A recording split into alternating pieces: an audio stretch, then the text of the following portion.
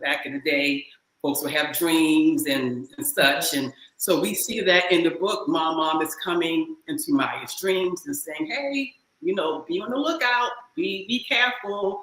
And then we see that. So it's very much a story that's very colorful with a lot of different layers and elements.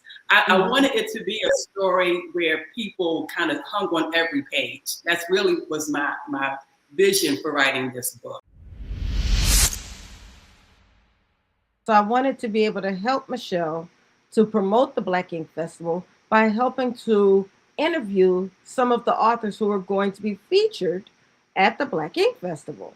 So that's what I'm doing. I decided I was going to take over a couple episodes of the Pen Posse podcast so I could give my girl a rest because she has been working and getting this Black Ink Festival popping. So I said, I'm going to give her a rest and I'm going to help her to interview some of the authors. So tonight, I am taking over the podcast and interviewing some of the authors who are going to be featured at the Black Ink Festival. And so tonight, I'm about to bring on our very first guest, Miss Jana Jones. So I'm about to bring her on right now. Yes, she is. Hello, beautiful. Hey there. Hello. How are you? I am fabulous. I am so honored to be here this evening. And I am honored to have you. Let me just let you know, I just came off vacation a couple weeks ago.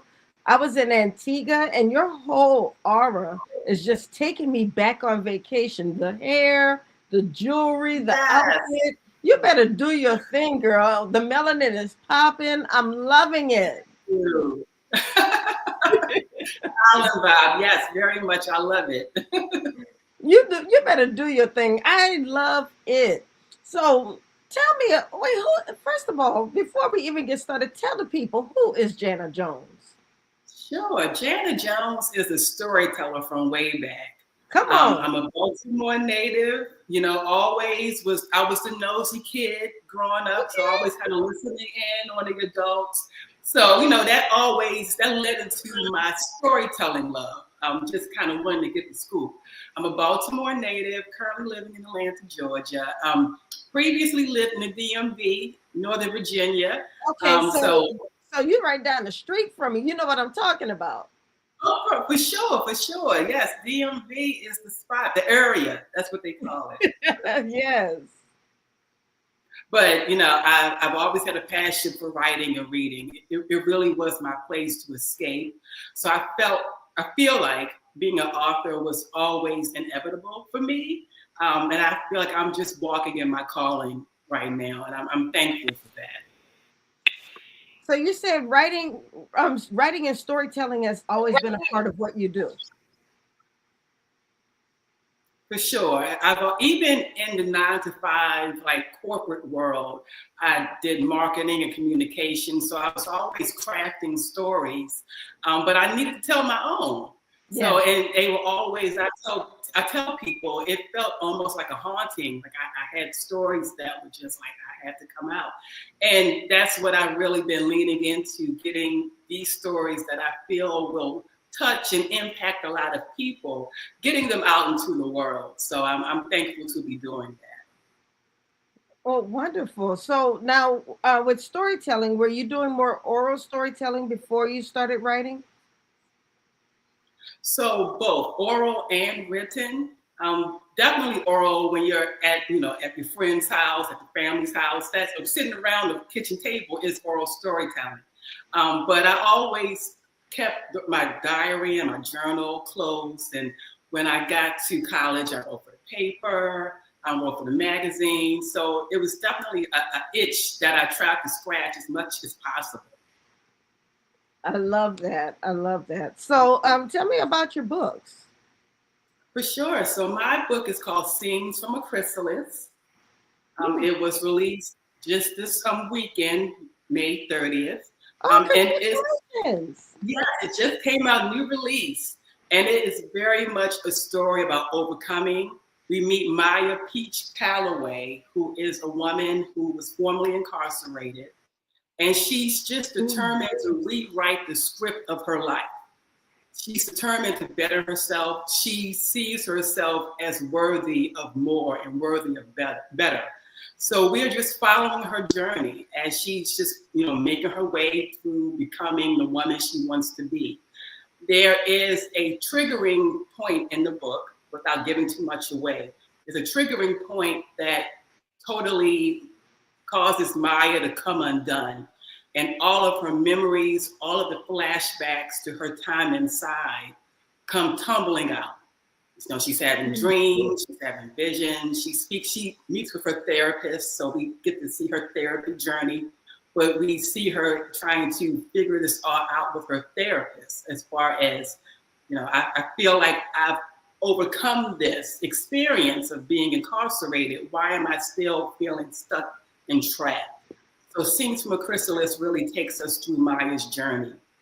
And while this is going on, while she's dealing with her own personal, storms, she also encounters two new admirers who come into her orbit who have their own set of secrets. So she's dealing with her stuff, she's dealing with their stuff. It's like, okay, what's going on?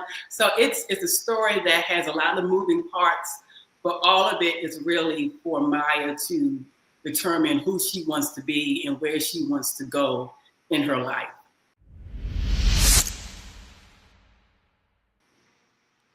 So I'm hearing a lot of layers in this story. What type of story would you tell it? Because in some ways it almost sounds like fantasy, but I wouldn't say it fits neatly there. It's funny that you say that, because I feel like that's the theme for a lot of my books in terms of not really fitting neatly in certain genres. This actually, you can say it's contemporary fiction. There's romance elements for sure. There is fantasy components and even some speculative, because in the book we meet Maya's grandmother, Mama, who is not living. She's on the other side of the bed. But with Mom, she's there to provide support to Maya. She's giving her, how, back in the day, folks would have dreams and such. And so we see that in the book. Mom is coming into Maya's dreams and saying, hey, be on the lookout, be careful. And then we see that. So it's very much a story that's very colorful with a lot of different layers and elements.